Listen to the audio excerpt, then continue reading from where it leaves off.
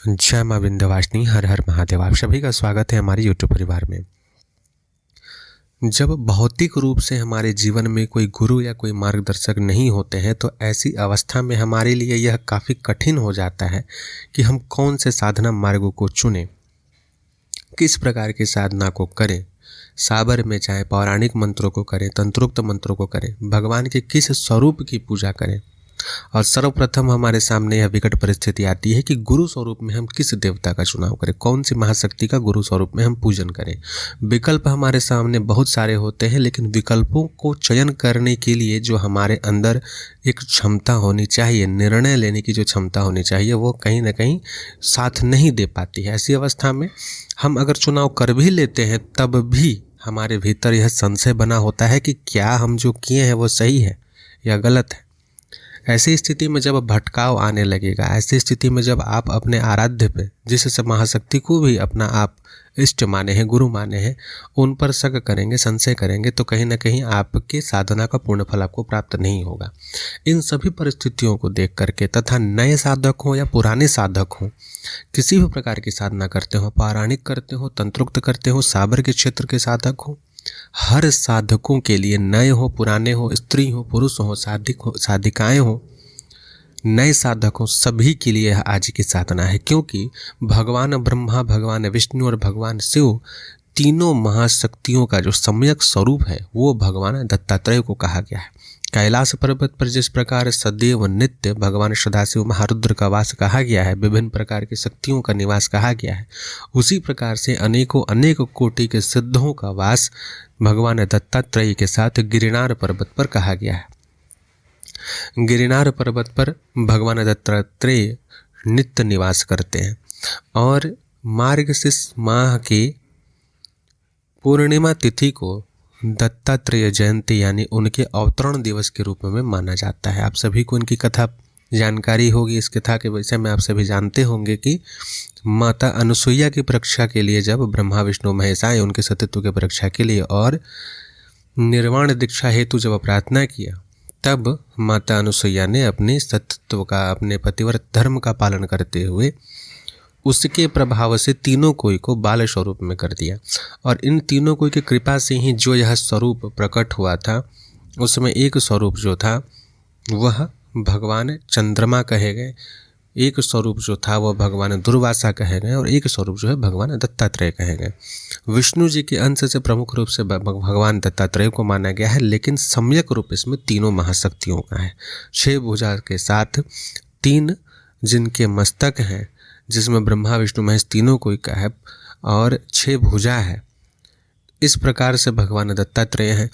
इनकी प्रसन्नता के लिए महागुरु के स्वरूप में इनका नित्य ही पूजन करना चाहिए। इस ब्रह्मांड में जितने भी गुरु परंपरा हैं, जितने भी गुरु मंडल हैं, वह ब्रह्मा विष्णु महेश की ही परंपरा से निकले हैं, कहीं ना कहीं उनकी ही परंपरा है। और माँ जगदम्बा भगवती महाशक्ति के, भगवती महाशक्ति के सम्यक प्रभाव, उनकी कृपा आशीर्वाद से ही यह सबसे बड़े शक्ति बने। और जब हम इनका आश्रय ग्रहण करते हैं, गिरनार के इस महाप्रभु महाशक्ति का जब हम आश्रय ग्रहण करते हैं, तो ऐसा हो ही नहीं सकता कि कोई गुरु, किसी भी गुरु मंडल की कृपा से हम वंचित रह जाएं। चाहे आप किसी भी परंपरा में जाना चाहते हो, लेकिन आपको पता ही ना हो कि कैसे क्या करना है, नहीं करना है, आपके सामने विकल्प बहुत सारे हों, आप निर्णय नहीं ले पा रहे हो, तो ऐसी अवस्था में आप भगवान दत्तात्रेय के शरण को ग्रहण करें। क्योंकि ब्रह्मा विष्णु महेश तीनों महाशक्ति जिनके अंदर सम्यक रूप से हैं, उनकी कृपा से आपकी हर मनोकामना सिद्ध होगी। इनकी यह साधना आराधना जो आज हम आप सभी के समक्ष रख रहे हैं, दत्तमाला मंत्र का, इसका जाप, इसका जो प्रयोग और इसका अनुष्ठान हर साधक को करना चाहिए, चाहे वो नए साधक हो पुराने साधक हो। नए साधक अगर इसको करते हैं तो सर्वप्रथम तो यह होगा कि उनके पुराने जितने भी अर्जित कर्मों के कारण बुरे प्रारब्ध है वह कटेंगे, उनके भीतर तपोबल बढ़ेगा, भविष्य में रक्षण प्राप्त होगा। आपको जब आप यह साधना जब करेंगे तो आपको आसन बंधन, दिशा बंधन इत्यादि करने की, शरीर बंधन करने की अलग से आवश्यकता नहीं पड़ेगी। इस मंत्र के प्रभाव से हर चीज हो जाएगा। सबसे बड़ी बात है। उसके साथ साथ गुरु मंत्र के हेतु आप जो भगवान दत्तात्रेय का बीज मंत्र है उसका जप कर सकते हैं, मानसिक रूप से जप भी कर सकते हैं। अगर आपको सामने से भौतिक रूप से किसी भी गुरु के द्वारा गुरु मंत्र नहीं मिला है, नाम मंत्र नहीं मिला है, तो जब तक उनकी प्राप्ति नहीं हो जाती है तब तक आप भगवान दत्तात्रेय के शरणागत हो करके उनसे यह नित्य प्रार्थना कर सकते हैं कि हे प्रभु, आप हमें शिष्य स्वरूप में आशीर्वाद देते हुए भौतिक रूप से गुरु प्रदान करें। और उनके इस माला मंत्र का, जो आज के इस वीडियो के डिस्क्रिप्शन के लिंक में हम दत्तमाला मंत्र का एक PDF फाइल डाल दे रहे हैं, आप लोग कृपया उसे डाउनलोड कर लीजिए। उसका विधि विधान अभी बता देंगे। अगर आप मार्गशीर्ष पूर्णिमा से करते हैं तो उस दिन दत्तात्रेय जयंती है, उस दिन से आप इसको आरंभ कर सकते हैं, अथवा आप किसी भी महीने की पूर्णिमा तिथि से इसका जाप आरंभ करेंगे। विधि विधान के लिए घर में आप चाहें तो भगवान दत्तात्रेय की 6 इंच से छोटी प्रतिमा यानी कि श्री विग्रह स्थापित कर सकते हैं, दत्तात्रेय यंत्र स्थापित कर सकते हैं, अथवा अगर आप नहीं करना चाहते तो भी भगवान सदाशिव के सम्मुख इनके मंत्र का जप कर सकते हैं। अगर आप प्रमुख रूप से किसी भी प्रकार की दीक्षा आपको प्राप्त नहीं हुई है और आप चाहते हैं कि हम एक दीक्षा प्राप्त करें भौतिक रूप से, तो इनको प्रथम गुरु के रूप में, आदि गुरु के रूप में आप इन भगवान दत्तात्रेय को स्थापित करके, अब स्थापित 2 प्रकार से कर सकते हैं, या तो इनके श्री विग्रह को या तो इनके यंत्र को, अथवा इनके यंत्र के ऊपर इनके श्री विग्रह को, यंत्र को पीले वस्त्र में लपेट करके उसके ऊपर जो है भगवान दत्तात्रेय के श्री विग्रह को स्थापित करेंगे। किसी भी महीने के पूर्णिमा तिथि को पंचामृत इत्यादि से अभिषेक करके इनके श्री विग्रह को अच्छे से सुसज्जित करके धूप दीप नैवेद्य इत्यादि यथाशक्ति पूजन करके इनके समक्ष घी डाल करके दीपक जलाएंगे और उसमें थोड़ा सा हल्दी डाल देंगे। तत्पश्चात पीला या श्वेत वस्त्र पहन करके कुशा के आसन पे अथवा पीला आसन पर बैठ करके, अथवा नारंगी यानी कि भगवा आसन जो होता है, भगवा वस्त्र जो होता है सैफरोन, वो उसे पहन करके आप जो है दत्तमाला मंत्र का जाप आरंभ करेंगे। संकल्प में आप यह लेंगे कि भगवान दत्तात्रेय की परम कृपा प्राप्ति हेतु तथा उनकी कृपा से अपने समस्त बुरे प्रारब्ध के समन हेतु, पुण्यों के उदय हेतु, भौतिक जीवन में गुरु की प्राप्ति हेतु तथा आगामी समय में की जाने वाली साधनाओं में पूर्ण रूप से सफलता प्राप्त हेतु मैं दत्तमाला मंत्र के जप का संकल्प लेता हूँ या लेती हूँ। यह बोल करके आप जो है जल समर्पित करेंगे और उसके पश्चात आप दत्तमाला मंत्र का 108 बार पाठ करेंगे। विनियोग और आरंभ की जो चीज़ें हैं वो सिर्फ एक ही बार करनी है। आरंभ के जो सारे श्लोक हैं एक बार पढ़ेंगे, विनियोग सिर्फ एक बार लेंगे और उसके पश्चात दत्तमाला मंत्र जो दिया हुआ है वो आप 108 बार रुद्राक्ष की माला से जप कर सकते हैं। रुद्राक्ष की पंचमुखी रुद्राक्ष की माला है उसे जप करके और वह जप भगवान के दाहिने हाथ में समर्पित करेंगे। अगर आप श्री विग्रह यंत्र इत्यादि नहीं रखना चाहते हैं तो भगवान सदाशिव के विग्रह के सम्मुख अथवा उनके शिवलिंग के सम्मुख इसी प्रकार से दीप प्रज्वलित करके जप करेंगे और उसे उन्हें समर्पित कर देंगे।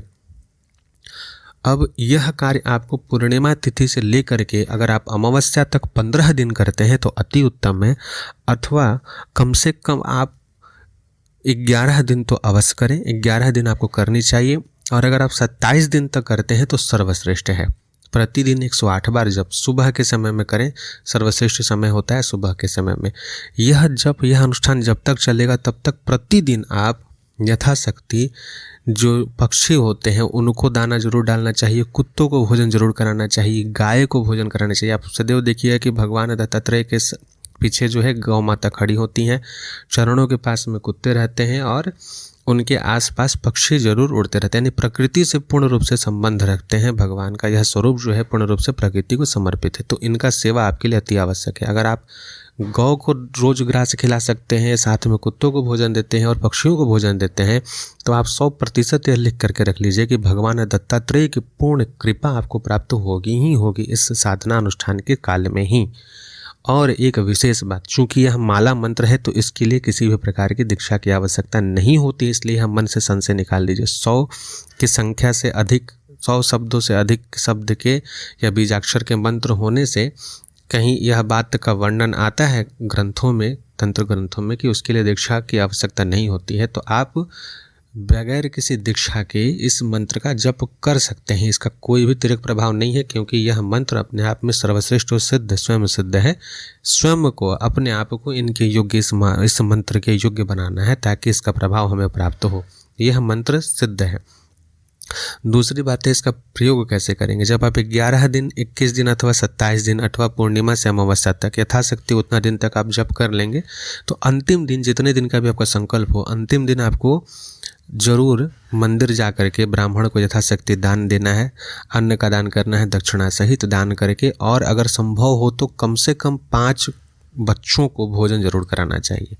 5 बच्चों को भोजन जरूर कराएं अंतिम दिन। अगर संभव हो तो मीठा खीर ही खिलाएं, लेकिन खिला दें, चाहे मंदिर में खिलाएं या घर में खिलाएं। इतना करेंगे तो यह मंत्र और इस मंत्र की शक्ति आपके लिए अत्यंत ही तीक्ष्ण हो जाएगी, सिद्ध हो जाएगी, तथा जब भी आप इसका प्रयोग करेंगे अच्छा फल आपको प्राप्त होगा। यह साधना पूर्ण करने के पश्चात प्रतिदिन कम से कम आपको 5 बार अथवा 7, 11, 21 या 27 बार इसका पाठ करते रहना चाहिए, निर्विघ्न, निरंतर। प्रत्येक दिन जब भी आप आसन पर बैठेंगे तो इसी मंत्र का सर्वप्रथम आप जप करेंगे, चाहे वो 5 बार कीजिए या 27 बार कीजिए, जितना आपकी शक्ति और सामर्थ्य हो। तो इस प्रकार से प्रत्येक व्यक्ति जो है इस साधना अनुष्ठान को कर सकता है, चाहे आप नए साधक हों अथवा पुराने साधक हों, आपको अवश्य यह साधना करनी चाहिए। इसके प्रभाव से, इस मंत्र के जागरण के प्रभाव से, भगवान दत्तात्रेय की कृपा से 64 कोटि के मंत्र चलते हैं, यानी कि हर प्रकार के मंत्र जागृत या चलायमान हो जाते हैं, प्रभाव देने लगते हैं। इसलिए यह साधना प्रत्येक व्यक्ति को करना चाहिए, प्रत्येक साधक को अवश्य करना चाहिए। आशा करता हूँ इससे आप सभी को लाभ प्राप्त होगा। जय मां विंध्यवासिनी। हर हर महादेव।